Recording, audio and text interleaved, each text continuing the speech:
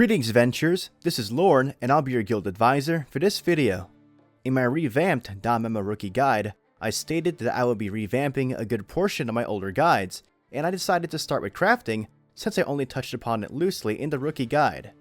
Crafting is important because despite the fact that you can buy basic weapons and armor from the shop in the blacksmith menu, the strongest and best equipment in the game comes from creating the weapons and armor yourself. For example, currently, the best weapons you can buy from the shop have 88 attack power in either physical or magic, but weapons that are fully upgraded can have a base attack power of 350, in addition to other bonuses such as bonus critical rate. In order to create equipment like this yourself, you'll be acquiring materials from crafting quest, and also gather smelting stones and whetstones to upgrade your gear, as well as utilize secret hammers and mystic bellows to get the best bonuses. Maximize equipment, which can potentially increase your critical hit rates by 30%, and drastically increase your primary attacking stats, are a huge boon to your party for harder difficulty quests, and of course help tremendously in game modes like Record Buster and War Games. To unlock the blacksmith feature, first complete Bell Story Quest 710. If you have been following the rookie missions, the game will guide you through the basics of blacksmith features. At first you will only be able to purchase basic weapons and armor, but later after completing Bell Story Quest 21-8, you will unlock access to the crafting functions. It's not a bad idea to purchase some of the basic weapons and armor, since they'll give you a slight edge when it comes to clearing quests before you can create stronger equipment yourself.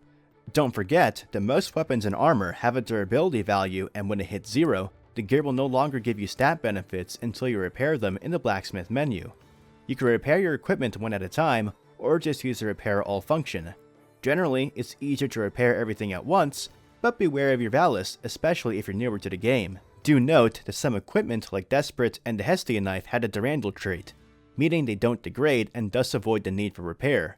When you go into the crafting menu in Blacksmith, you're able to choose between weapons and armor. Selecting either one, you'll see that you need to acquire materials to begin crafting. You can get these materials from Crafting Quest, located in the Boost tab.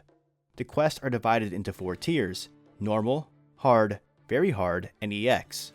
Naturally, you'll get better quality materials from the higher difficulties. Also note that the quests are labeled so you know which quests will drop bones, wood, ore, and etc.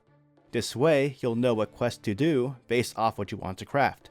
When it comes to the crafting quests, depending on your level, it's a good idea to do all the quests at least one time to S-clear them for the Iris, even if you don't necessarily need the lower level crafting materials if your characters are high level.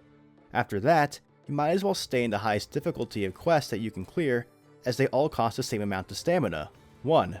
And there's not much of a point to gathering materials for 2 and 3-star equipment when you can just gather the 4-star equipment materials. It's best to clear these quests with characters that have strong AoE attacks, as there's no need to prepare for a single target boss. After you gather materials you need, go to the crafting menu and create your equipment. Remember, as far as weapons go, you typically want to equip physical weapons on units with physical moves like physical attackers, and magic weapons on characters that use magic attacks, and also units that heal, since magic weapons also improve your healing. It's best to craft armor to handle many different types of situations, since there is an armor for every element. However, for newer players, that might seem overbearing when it comes to the cost of Valis. In that case, crafting something like breastplates is good for most encounters, as the guard rates will always be useful, since guarding in battle reduces your damage intake in half. Do keep in mind that when crafting weapons and armor, your primary stat value will be a random number between a listed range. On 4-star armor, this is between 81 and 111. Equipment is also able to adopt up to a certain amount of bonus attributes, which you can view in the details section of the selected equipment. When it comes to breastplates, the guard rate is just one of these bonuses, which means you may have to craft a breastplate multiple times for that guard rate bonus to be applied to your gear. Also note, you can have other bonuses like agility and endurance. It's up to chance to get the bonuses that you want on your equipment. It may take a lot of materials and Valis. However, there is a way to re-roll these primary stat values or attributes if you did not get your desired stats or bonuses when crafting. You'll have to use the Rehammer feature. To rehammer items, you'll need secret hammers, which are used to re-roll primary stats, or mystic bellows, required to re-roll bonus attributes. You can get these items from randomly encountering a special wave of crystal bunnies on the second wave during crafting quest, or by earning them as rewards from dispatch quest. When you want to try and get a different stat value or attributes on your gear, go to Rehammer and select either status or attribute on either the weapon or armor section, depending on your desired item.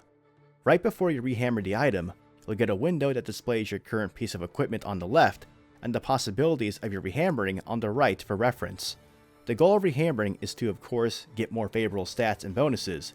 It's also easier than having to constantly farm for materials and repeatedly crafting gear and selling the duds. One efficient way of crafting equipment is to continuously craft a piece of gear until you either get a good stat value or good bonuses. Then, you can just rehammer for the other part that you need, whether that's the primary stat or selection of attributes. This way, you don't run out of Mystic Bellows or Secret Hammers as often. When it comes to the weapon selection, you may have noticed that some weapons like Desperate or Alps Lumina are tied to certain characters. Though you are able to equip these weapons to other characters, equipping a weapon to a character besides the named one will only add about 60% of the weapon's primary stat, though you do get the other bonuses like critical rating. You may have noticed that character weapons will at times require special materials not directly obtainable from crafting quest. Events like the Data Live collaboration one will allow you to obtain these materials through the event quest and shop, while other materials like the Black Steel for Mikito's weapon are obtained from the materials exchange shop found in the special exchange category of the shop menu. To exchange for these character weapon crafting materials, you'll need to gather items called Moonbow Gems. Like the Secret Hammers and Mystic Bellows, these gems are obtainable from the Crystal Bunnies, which will sometimes appear on the second wave of crafting quest. You can even get the gems from Dispatch quest, as well as character weapon crafting materials from special dispatches.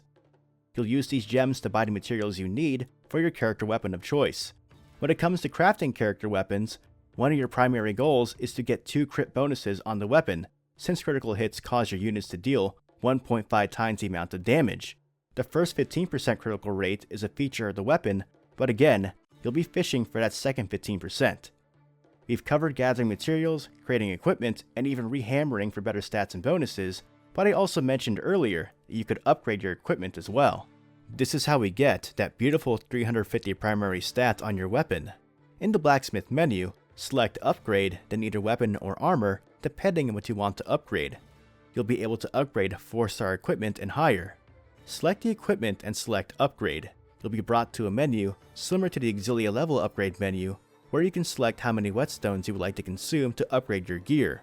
There are small, medium, and large whetstones, with the higher tier ones giving more upgrade points. You can obtain these whetstones from event shops and dispatch quest. 4-star equipment has a max level of 40, but when you reach that point, you can do what is called Smelting to increase the star rating by 1 and the level cap by 10. You can do this all the way to a star rating of 6 for a max level cap of 60. And more levels means more stat increases. You can access Smelting from the main blacksmith menu, or you'll be prompted to smelt whenever you get a piece of equipment to its current level cap. You will consume smelting stones when smelting your equipment. These are obtained from the event shops, dispatch quest, and you can also buy large stones from the Sirios and Dulp shop. If you are able to craft a weapon with the max attack value, usually 230 at level 1, and upgrade and smelt it all the way to level 60, you'll have a weapon with the fabled 350 attack value. Do note that weapons like the Hestian knife will actually unlock additional bonuses when you smelt them to the next star rating. In the Hestian knife's case, you'll get a 15% crit bonus for each uncap, totaling at 30% at a star rating of 6. Currently, the Hestian knife and its magic version are the only pieces of equipment that can get additional bonuses upon smelting. And those are the essentials of crafting. If you're newer to the game and are starting with weaker units, you'll have to work your way up with lower star rating equipment, as the materials you'll need to craft the 4-star ones may be difficult to get. But work at your own pace and slowly work your way up and outfit your characters with their specific character weapons and upgrade them as much as you can, while trying to rehammer for the best stat values and bonuses. Building up your wardrobe of armor may take some time due to wanting a set of armor for each element, while also having to possibly recraft and rehammer for the bonus that actually has a desired resistance. But having specific armor to tailor to their respective situations, like using fire coats for fire-wielding bosses, helps tremendously. Also remember that the Buster medals you earn from Record Buster can be crafted into armor, which gives resistance to specific ailments. Those will be helpful when needing defense against certain ones. I did say that using character weapons on unspecified characters only gives about 60% of the primary stat, but the 30% crit on those character weapons still applies, and is still very useful for characters who still don't have one yet. As of this video, characters who still don't have their own weapons are Lunar, Utaral, Tsubaki, Oka, Shikasa, Mord, Naza, Amid, Shakti, Anakitty, and Fells. The pattern of late seems to be that characters will get their own weapon when they get a new version of themselves introduced into the game if they did not already have a character weapon. I'm hoping that these characters get some love soon, as Season 2 is coming, and we're definitely going to be seeing a lot of new characters. I hope that I was able to help you understand crafting a little more, and that you're able to take away something from this video. I did say I was planning on periodically updating guides for this game for incoming players coming from the Data Live event, the upcoming Heir of the Orion movie, and Season 2, but the next guide may not be out too soon since a lot of my focus will be directed towards a video concerning the story of the stellar Data Live event, as well as other Danmachi related projects. I thank you for your patience and understanding. If you liked this video or found it helpful, please give this video a like and subscribe to my channel. To keep updated on what I'm doing, follow me on Twitter and join my Discord. And as always, continue enjoying your time adventuring in Aurario and the dungeon. This is Lorne, your guild advisor, signing out.